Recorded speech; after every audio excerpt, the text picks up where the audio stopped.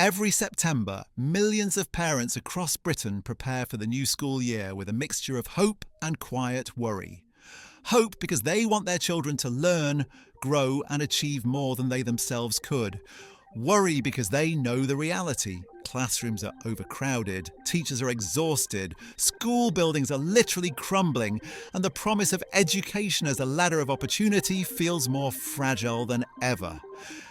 Britain has long sold itself as the home of world-class education.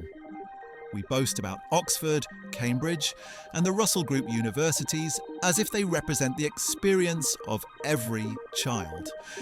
Yet the truth could not be further away. The gulf between elite education and everyday schooling is now so wide that it amounts to two separate countries. One where privilege guarantees success, and another where the postcode of your birth can decide the entire trajectory of your life.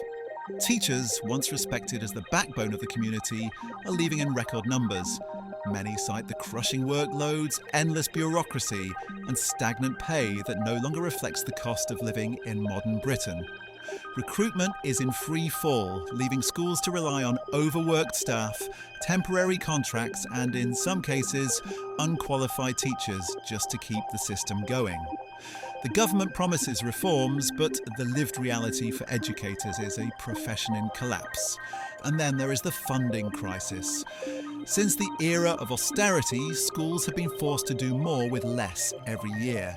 Head teachers find themselves making impossible choices, cutting staff or cutting support services, cancelling after-school activities, or rationing basic resources like books and computers.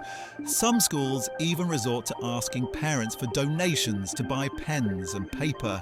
What does it say about a so-called developed nation when families are told to crowdfund their children's education?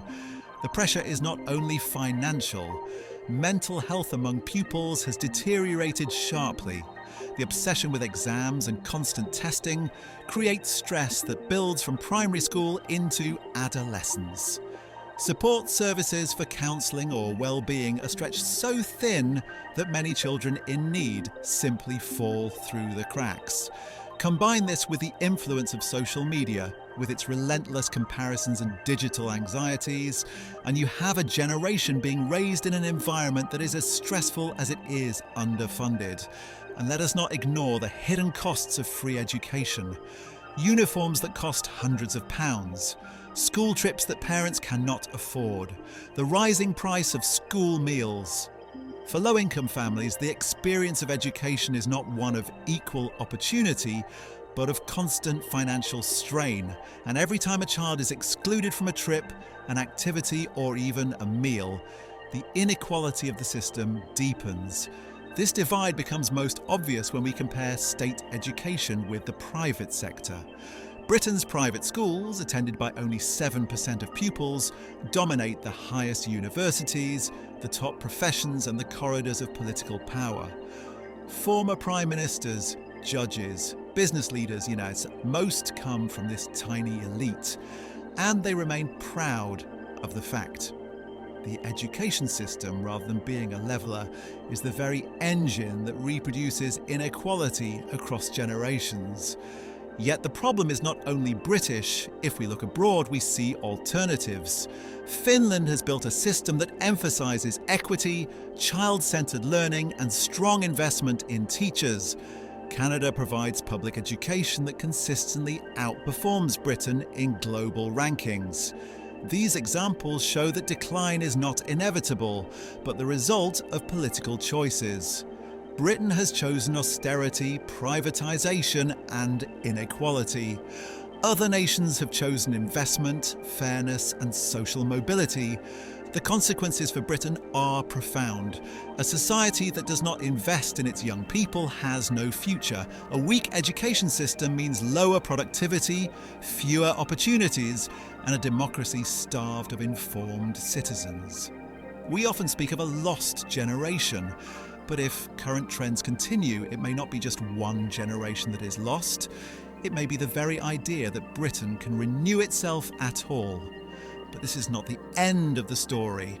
Across the country, parents are organising, teachers are striking, and communities are demanding something better.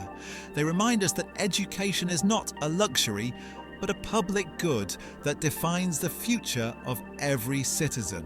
The choice we face is simple but urgent.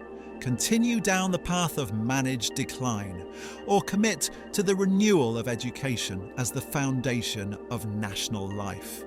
The story of Britain's schools is, in truth, the story of Britain itself.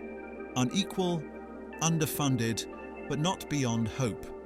We still have the chance to make education a ladder rather than a trap. The question is whether our leaders and our society have the courage to climb.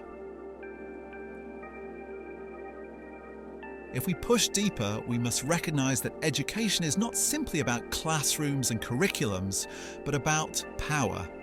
Banks and government policies shape the funding environment for schools, just as much as politicians and teachers do. When austerity was imposed after the financial crash, it was not just hospitals or housing that were squeezed, but education too. The balance sheets of Britain's banks were protected, while the futures of Britain's children were mortgaged. Corporate influence is also growing. Technology companies are pushing digital learning platforms into schools, often under the banner of modernisation. But who profits from this? Who owns the data collected from children? The very same corporations that shape our economy are beginning to shape the minds of the next generation, not always with the best of intentions. Even universities, once the pinnacle of intellectual independence, are increasingly tied to corporate interests, from research funding to student debt. Education is no longer just about learning. It has become a business, and the customer is the student. But when education is reduced to a transaction, society pays the price. Education sits at the heart of Britain's crisis and at the heart of Britain's hope. If we want a society that is fair, prosperous and democratic, the classroom must come first. This video is part of our ongoing series Britain on the Brink, where we've already looked at housing, cost of living, and the deep structural inequalities shaping our country. And in our next video, we'll explore what happens after school, when young people face a job market that offers insecurity instead of opportunity, and how that too can change. So stay with us, subscribe, and let's ask the question together. If Britain is on the brink, will we choose to step back or fall forward?